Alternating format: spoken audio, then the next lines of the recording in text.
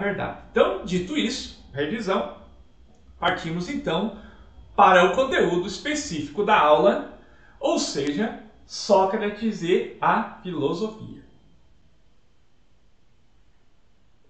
Chimarrãozinho para esquentar o dia. Eu comecei este vídeo com dois pensamentos de Sócrates. O conhece-te, atribuídos a Sócrates, melhor dizendo, conhece-te a ti mesmo, que não é uma frase de Sócrates, mas estava estampada na entrada do oráculo de Delfos em Atenas. Vamos dizer assim, era o pórtico do templo. Estava lá o conhece-te a ti mesmo. E o só sei que nada sei. Muito bem. O conhece-te a ti mesmo, Sócrates se apropria dessa ideia e faz dela vamos dizer assim, algo radicalmente importante para o desenvolvimento de sua filosofia. Daí eu posso perguntar assim, professor, o conhece-te a ti mesmo é um momento de reflexão em que eu me recolho dentro do meu quarto, fecho as portas e faço uma meditação sobre quem sou eu, os meus desejos, etc. Eu vou dizer mas não só isso. O processo de conhecimento de si mesmo, de autoconhecimento, ele passa pelo encontro com o outro. O conhecimento de si mesmo, o autoconhecimento, em Sócrates, é mediado por relações políticas no espaço da polis. Então, vou repetir. O conhecimento de si mesmo, ele é mediado por relações políticas no espaço da polis, da cidade. Por que isso, professor? Porque é exatamente aqueles que pensam diferente de nós, que se comportam diferente de nós, que agem diferente de nós, que vão fazer com que nos confrontemos com aquilo que nós somos e desencadeemos então um processo de autoconhecimento. Um exemplo muito simples. Vamos dizer assim, eu me vejo como conservador, defensor da família tradicional, e defensor dos bons costumes tradicionais ligados ao conservadorismo. E eu vou para a polis, vou para a cidade, e eu encontro uma manifestação do movimento LGBTX. Ora, pode ser que haja pessoas interessadas no debate nesse movimento e eu esteja interessado no debate sobre o que é melhor para a cidade. Então como conservador, defenderei a ideia de que as famílias devem ser constituídas de pai, mãe e seus filhos. Já o pessoal da diversidade vai dizer que a família é um conceito amplo, que tem família só de mães, família só de pais, família só de avós, família só de irmãos, família sozinho, do indivíduo sozinho. E nós vamos ter que entrar no debate sobre o que é melhor para organizar uma cidade. O que é melhor para a gente ter uma cidade bem organizada para que os indivíduos sejam felizes e para que a coletividade encontre o melhor caminho. Este processo agônico, de confronto com a alteridade, com o outro que pensa, age e tem comportamentos diferentes do meu, me leva ao autoconhecimento, ao conhecer-se a si mesmo. Então, o conhecimento de si não é algo solipsista. O que é solipsista, professor? Não é um momento que você só se confronta com você mesmo. Não, o conhecimento de si passa pelo confronto com aquilo que é diferente. E isso, em tempos de aulas normais, a gente encontra dentro da nossa própria sala de aula. Há muitas pessoas que pensam diferente dentro da nossa própria sala de aula, dentro da nossa própria família, né? O que são os grupos de família de WhatsApp aí, né? O que são os grupos de família de WhatsApp? Então, o conhece a ti mesmo é exatamente esse processo aí. E nesse confronto com o outro, eu geralmente sou levado a questionar os meus relativismos morais, políticos e epistêmicos, aqueles valores que não se sustentam de forma objetiva, que não são verdadeiros. E sou levado a questionar as minhas opiniões, as minhas doxas. Lembrando que o grego sempre, a filosofia grega, ela sempre quer combater aqueles que se apegam em opiniões. A doxa, né? A doxa. Os ortodoxos devem ser confrontados. Por isso que o conhece a ti mesmo, esse processo tanto íntimo como político, ele te leva a uma conclusão, geralmente, que é qual conclusão? Que você só sabe que nada sabe. O só sei que nada sei. Professor, quando alguém diz, chega à conclusão que só sei que nada sei, sabe alguma coisa? Sabe sim. Ele sabe que não sabe. E aí vem a sacada de Sócrates. Isto é ser sábio. Não é ser alguém que se acha dono de opiniões, né? Eu prefiro ser ter aquela velha, ser uma metamorfose ambulante, do que ter aquela velha opinião formada sobre tudo. Então, Sócrates é essa metamorfose ambulante, que exatamente problematiza as opiniões formadas sobre tudo. Então, dito isso, estão contextualizados, vamos então ao material que o professor preparou para vocês, né, a partir destas ideias.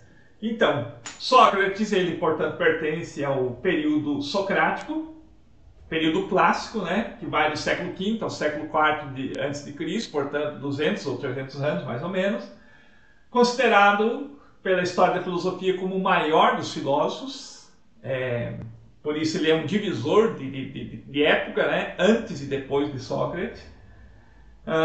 Ele é um adversário dos sofistas, porque os sofistas eles se apegam a relativismo, a opinião, e Sócrates tem o problema da verdade, né, como principal função, e ele deduz que a sabedoria é o resultado do conhecimento da própria ignorância. Eu só sei que nada sei. Que é fruto de um processo de autoconhecimento, que tem uma vertente individualista, mas tem uma vertente política. Considerações que são importantes. Então, aonde que Sócrates começou a questionar essa ideia de que ele não deveria acreditar no que o oráculo lhe disse, mas deveria questionar. Tudo bem, uma contextualização histórica. Então, os gregos, eles não tinham o Google como nós temos, onde quando a gente tem alguma dúvida, a gente vai lá no Google e digita.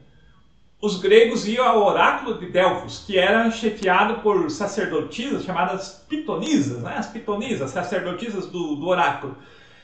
E Sócrates, todos os gregos, como Sócrates, iam lá para tentar entender qual seria o futuro, qual seria o destino traçado para cada uma dessas pessoas que moravam em Atenas. E Sócrates, como bom ateniense, não é diferente, ele vai ao oráculo de Delfos para compreender qual que é o seu destino. E ele chega lá e a pitonisa, né, a guardiã do oráculo, diz que Sócrates é o mais sábio dos atenienses. E esse é o destino dele, ser o mais sábio dos atenienses. Diferentemente de todos os outros gregos, que quando recebiam uma sentença do oráculo, não tinham como fazer diferente, porque era um destino, iria se cumprir, Sócrates, como bom filósofo, questiona esse oráculo. Ele não aceita como uma verdade de fé, como um dogma. Ele passa a perguntar a todos os cidadãos por qual razão ele poderia ser tido como o mais sábio dos atenienses. Então ele, ao invés de ter uma certeza, ele tem a busca, o questionamento.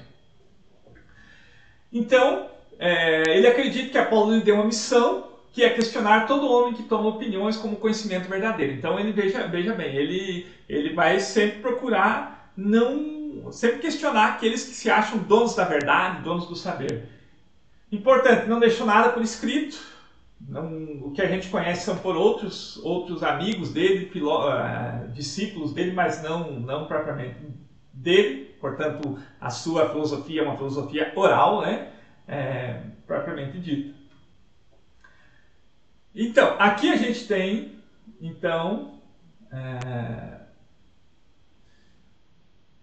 os principais, as principais fontes onde a gente compreende quem foi Sócrates, ou seja, tem um amigo de Sócrates, que é o Xenofonte, amigo, não era nem um discípulo nem mestre, mas um amigo.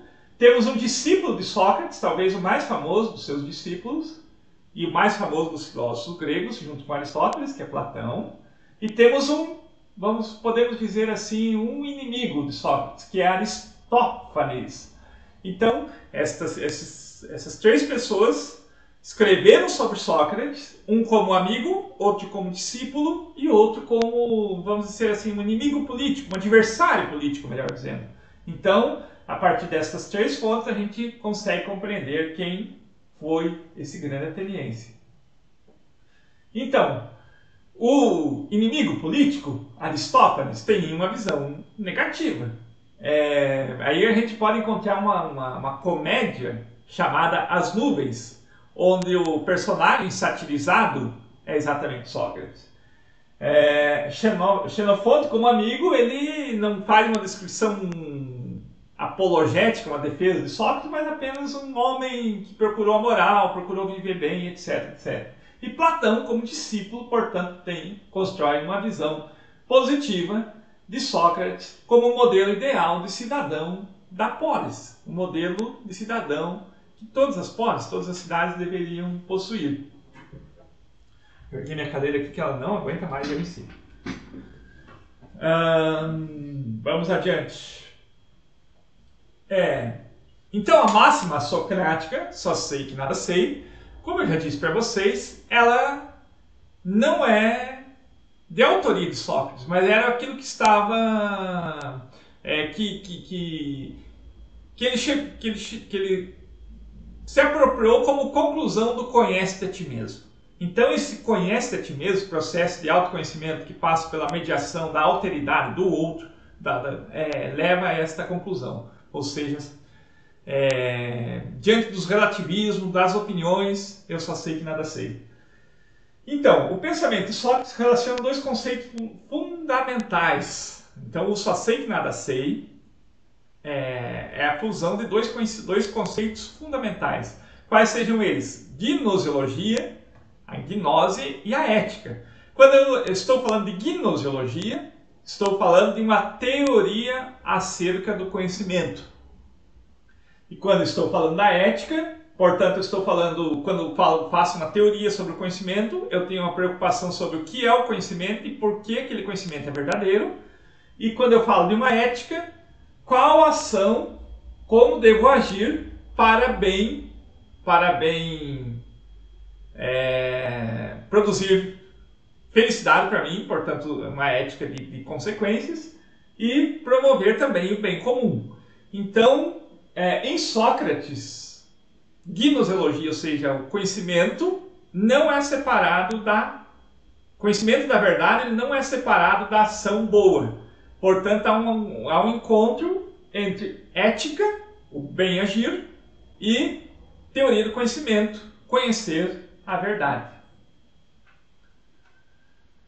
Então, como eu já disse, a gnoseologia, ou seja, a teoria do conhecimento, tem como objeto saber qual é e o que é o conhecimento verdadeiro.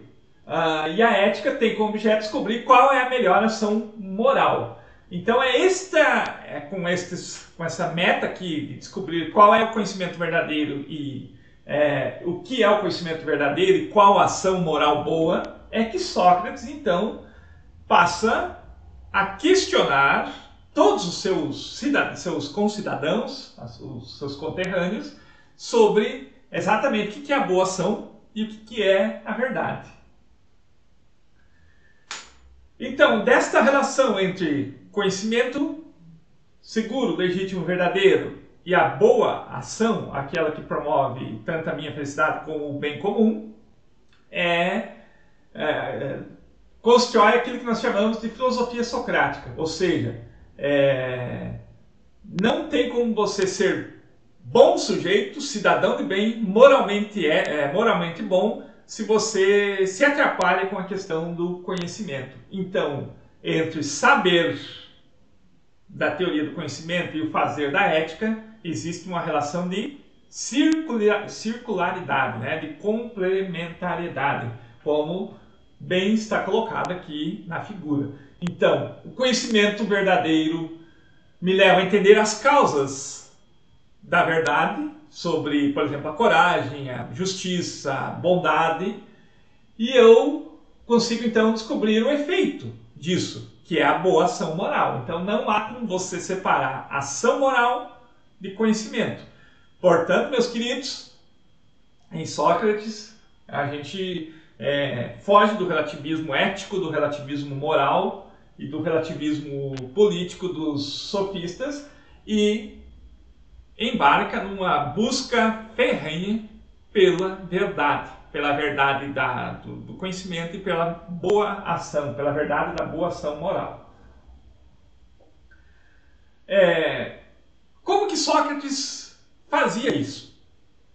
Primeiro de tudo, ele era um caminhante, ele perambulava, ele vivia na rua perambulando. Certamente, se vivesse entre nós, não faria isolamento social, porque ele iria para a praça pública e instigaria as pessoas a se perguntarem. Então, e aqui isso cai no Enem, né? Método socrático, que envolve pelo menos 3 partes, mas lá no Enem vai cair, você tem que responder maêutica e ironia. Então, o método socrático, para as pessoas se questionarem acerca do que é o conhecimento verdadeiro e qual que é a boa ação, tem pelo menos 3 partes. Primeiro de tudo, a exortação. Mais ou menos isso que eu faço quando tem sala de aula entre nós. Ou seja, eu sempre chego perguntando e questionando. Exorto, a exortação é exatamente chamar para um diálogo, para um debate, para uma conversação.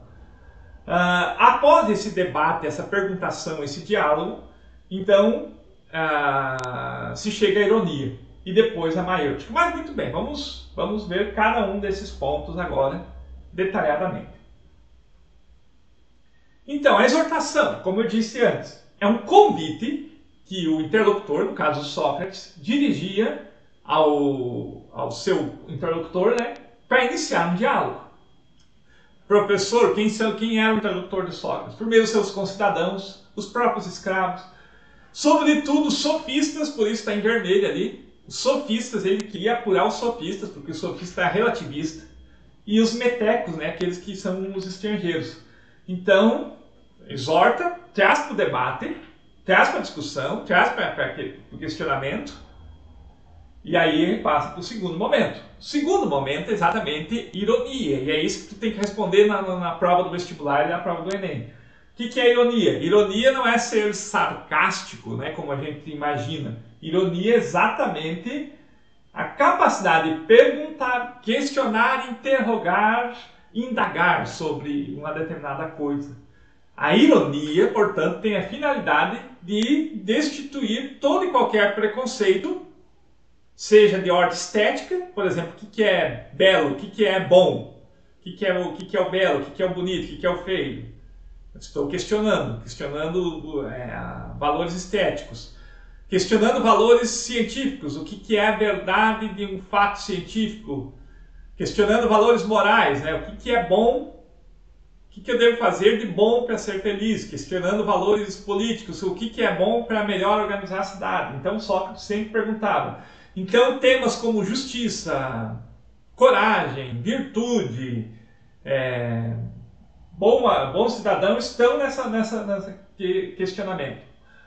Só que a forma como Sócrates conduzia a ironia levava àquela conclusão fundamental. Qual que é a conclusão fundamental sobre esses assuntos que eu mencionei?